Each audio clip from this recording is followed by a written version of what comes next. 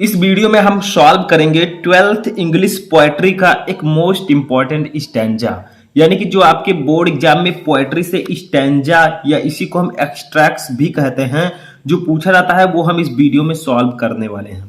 Hello student, मैं हूं Shubham Goswami and welcome back to another important video. Student, ये video उन सभी स्टूडेंट्स के लिए इंपॉर्टेंट है जो 12th में है और बोर्ड एग्जाम की तैयारी कर रहे हैं। देखिए, इस वीडियो में मैं आपको 12th इंग्लिश पोएट्री का एक इंपॉर्टेंट स्टैंजा सॉल्व करना सिखाऊंगा। जिस तरह से आपको बोर्ड एग्जाम में लिखना है सेम उसी तरह से मैं आपको बताने वाला हूं। और ये टॉपिक आपके बोर्ड एग्जाम में 6 नंबर का पूछा जाता है, तो अगर आपको 6 नंबर क्लियर करना है तो इस वीडियो को लास्ट तक देखते रहें। देखिए, ये जो स्टैंजा है ये आपके पोएट्री के फर्स्ट चैप्टर से है, माई मदर एट 66। ठीक है, तो कैसे आपको सॉल्व करना है, किस तरह बोर्ड एग्जाम में पूछा जाएगा, आपको आंसर किस प्रकार से देना है, सब कुछ मैं इस वीडियो में डिस्कस करने वाला हूं। तो सबसे पहले इस वीडियो को कर दीजिएगा लाइक, ताकि मैं आपको इंग्लिश के और भी इंपॉर्टेंट क्वेश्चंस बता सकूं। देखिए, इस प्रकार से कुछ रहेगा आपके एग्जाम में, read the extracts given below and answer the question that follow. ठीक है, यानी कि इस प्रकार से एक एक्सट्रैक्ट दिया रहेगा। देखिए, यहां पर दिया गया है, यहां से driving from my parents home to Cochin last Friday morning I saw my mother besides me doze open mouthed her face ashen like that of a corpse and realised with pain that she was as old as she looked. देखिए, इतना बड़ा stanza आपको दिया गया है। ठीक है, तो आप लोग सबसे पहले इसका मैं आपको हिंदी अर्थ बताऊंगा। ठीक है, और क्या किया जाएगा आपके एग्जाम में, इसके नीचे इसी स्टैंजा से रिलेटेड 3 क्वेश्चन दिए रहेंगे। देखिए, यहाँ पर 3 क्वेश्चन दिया गया है। ये फर्स्ट है, where was the poetess driving to, इसके लिए आपको 2 नंबर दिए जाएंगे अगर आप इसका सही आंसर लिखेंगे। दूसरा है, which figure of speech is used in the line her face ashen like that of a corpse, इसके लिए भी आपको 2 नंबर दिए जाएंगे। And what pain did the poetess experience, इसके लिए भी आपको 2 नंबर। अगर तीनों क्वेश्चन आप सही से आंसर देंगे तो 6 नंबर आपको दिया जाएगा। आप कैसे सॉल्व करें सब कुछ मैं इस वीडियो में आपको बताऊंगा। ठीक है, आंसर लिखना भी सिखाऊंगा। तो देखिए, सबसे पहले इसका थोड़ा सा मीनिंग समझ लेते हैं।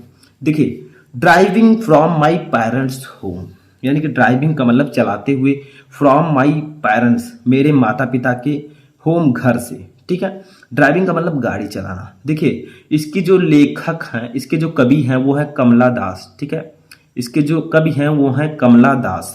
तो देखिए, कमला दास कहती हैं कि driving from my parents home, अपने घर से गाड़ी चलाते हुए, और वो जा कहाँ रही हैं, टू कोचिन, यानी कि कोचिन की तरफ जा रही है। कोचिन क्या है, कोचिन एक एयरपोर्ट है। ठीक है, लास्ट फ्राइडे, अगले शुक्रवार, मॉर्निंग सुबह। ठीक है, तो उनका कहना है कमला दास का कि मैं गाड़ी चला रही थी, गाड़ी चलाते हुए मैं अपने माता पिता के घर से कोचिन, अगले शुक्रवार को कोचिंग के लिए जा रही थी। ठीक है, तो देखिए इस पूरे का अर्थ क्या होगा, ड्राइविंग फ्रॉम माय पेरेंट्स। देखिए, ध्यान से समझिएगा, कोई जल्दबाजी नहीं है। ठीक है, driving from my parents home to Cochin last Friday, यानी कि अगले शुक्रवार की सुबह मैं गाड़ी चलाते हुए अपने माता पिता के घर से कोचिन जा रही थी। कोचिन एक एयरपोर्ट है। ठीक है, अब होता क्या है, आई सा माई मदर, मैंने अपनी माता जी को देखा, बिसाइड मी, जो मेरे बगल में बैठी थी। देखिए, वो अपनी माता जी के साथ जो है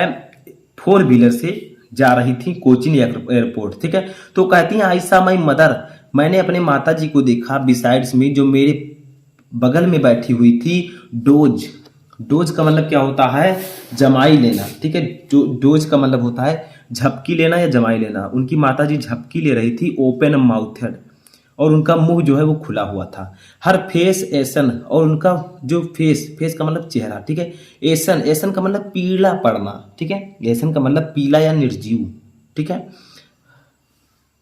एंड, ठीक है, लाइक की तरह, दैट कि आप, ये कॉर्प्स, कॉर्प्स का मतलब होता है निर्जीव या लाश, एक लाश की तरह। तो होता क्या है, मैंने अपने माता जी को देखा जो मेरे बगल में थी, डोज, वो झपकी ले रही थी, उनका मुंह खुला हुआ था, और उनके फेस पर, उनके चेहरे पर पीलापन था, जैसे एक लाश की होती है। ठीक है, जैसे एक मृत शरीर की होती है, उस तरह वो हो चुकी थी। एंड रियलाइज्ड, और मैंने महसूस किया, विथ पेन, दर्द के साथ, दैट की she was as old as she looked, अब वो उतनी बूढ़ी हो चुकी हैं जितना वो दिखती हैं। ठीक है, तो ये इसका अर्थ होगा। एक बार पुनः मैं हिंदी बता देता हूँ।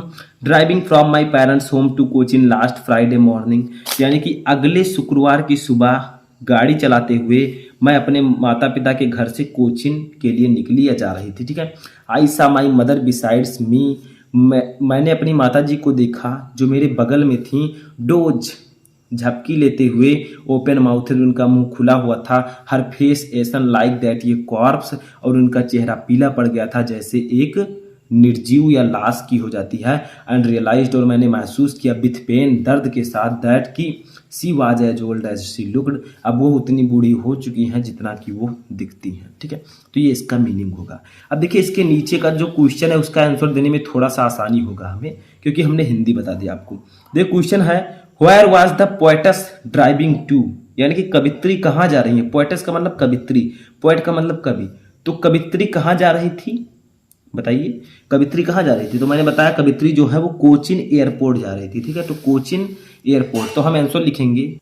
तो देखिए आंसर लिखने से पहले हमें एक काम करना है, इसका पहला वर्ड ड्राइविंग और लास्ट वर्ड लुक्ड, इसको हम डॉट डॉट करके लिख देते हैं। ठीक है, तो लिखते हैं, इसका हम लिखेंगे, जब इसको हम सॉल्व करेंगे तो लिखेंगे ड्राइविंग, ड्राइविंग। ठीक है, अब डॉट डॉट करके आपको लिख देना लास्ट वर्ड लुक्ड। ये हम लोग करते हैं ताकि एग्जाम को पता चल सके कि मैंने इसी स्टैंजा को सॉल्व किया, क्योंकि दो रहेंगे आपको एक करना होगा। अब देखिए आंसर 1 हम लिखते हैं, यहाँ पर क्या लिखेंगे, आंसर नंबर क्वेश्चन का, क्वेश्चन 1 का आंसर। ठीक है, आंसर नंबर 1। ठीक है, तो आंसर 1 में हमें क्या लिखना है, क्वेश्चन क्या था कि where was the poetess driving to, तो हम इसका आंसर लिखेंगे the poetess was driving to the Cochin airport. ठीक है, एयरपोर्ट। तो देखिए क्वेश्चन था कि जो कवित्री है वो कहाँ जा रही थी, तो देखिए the poetess was driving to the Cochin airport, यानी कि कवित्री गाड़ी से कोचिन एयरपोर्ट जा रही थी। ठीक है, तो पहले का आंसर हो चुका है, यानी कि हमारा जो 2 नंबर है वो यहाँ पर क्लियर हो चुका है। देखिए where was the poetess driving to, 2 number का था, हमारा क्लियर हो गया। अब दूसरा क्वेश्चन देखते हैं, which figure of speech is used in the line her face ashen like that of ये कॉर्प्स। तो देखिए which figure of speech is used in the line, इस लाइन में कौन सा फिगर ऑफ स्पीच यूज किया गया है, किस लाइन में, देखिए हर फेस एसन लाइक दैट ये कॉर्प्स, यानी कि उनका चेहरा पीला पड़ गया था जैसे एक मृत लाश का होता है। ठीक है, तो इसमें जो है लाइक का यूज हुआ है, और लाइक का यूज हम सिमिली में करते हैं। ठीक है, तो हम लिखेंगे यहाँ पर जो है सिमिली जो है फिगर ऑफ स्पीच है, तो इसका आंसर कुछ इस प्रकार से लिखेंगे, देखिएगा ध्यान से। तो लिखेंगे आंसर नंबर 2। ठीक है, आंसर 2 हमारा है the figure of speech, the figure of speech कौन सा है बताइए। तो यहाँ पर आपका जो फिगर ऑफ स्पीच है वो है सिमिली, वो क्या है, सिमिली। ठीक है, तो हम लिखेंगे simile. Is used in the given line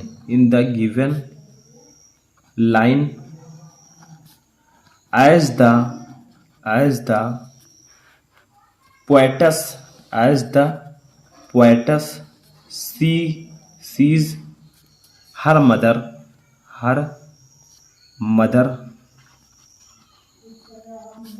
dozing off with her mouth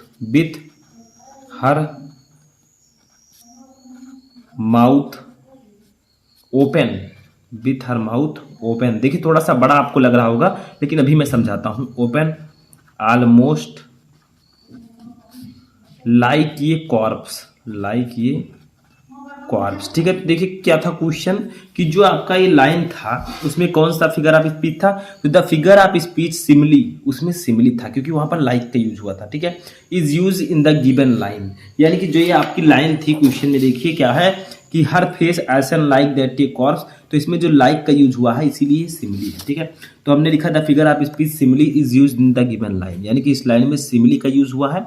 as the poets seize, यानी कि जैसे ही कवित्री देखती है हर मदर डोजिंग, अपनी माता को झपकी लेते हुए, डोजिंग आप झपकी लेते हुए, विथ हर माउथ ओपन, और मुंह को खुला देखा, ऑलमोस्ट लाइक ए कॉर्प्स, तो वो लगभग एक मृत शरीर, एक निर्जीव के समान उन्हें दिखाई दिया। ठीक है, तो इसमें जो है आपका सिमिली है। ठीक है, समझ में आया।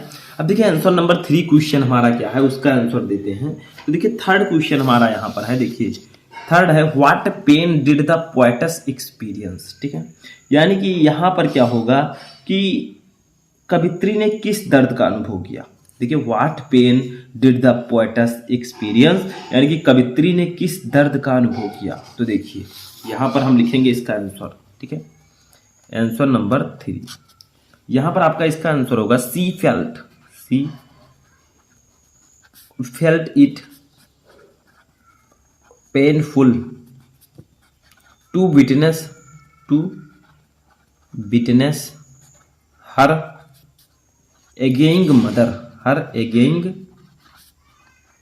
मदर। ठीक है, यानी कि इसका अर्थ होगा कि उसने अपनी बूढ़ी माँ को देखकर दुख हुआ, उसे सी फेल्ट उसने महसूस किया, इट पेनफुल दर्द उसने दर्द महसूस किया, to witness her ageing mother अपनी बूढ़ी माँ को देखकर। ठीक है, तो उसे अपनी बूढ़ी माँ को देखकर बहुत दुख हुआ और उसे दर्द महसूस हुआ। ठीक है, तो ये आपका आंसर होगा। तो देखिए यहाँ पर आपको मैंने बताया कि आपका जो स्ट्रैक्स होता है, स्टैंजा जो होता है, उसको सॉल्व कैसे करते हैं। इसके नीचे 3 क्वेश्चन रहते हैं, उनका आंसर कैसे देते हैं।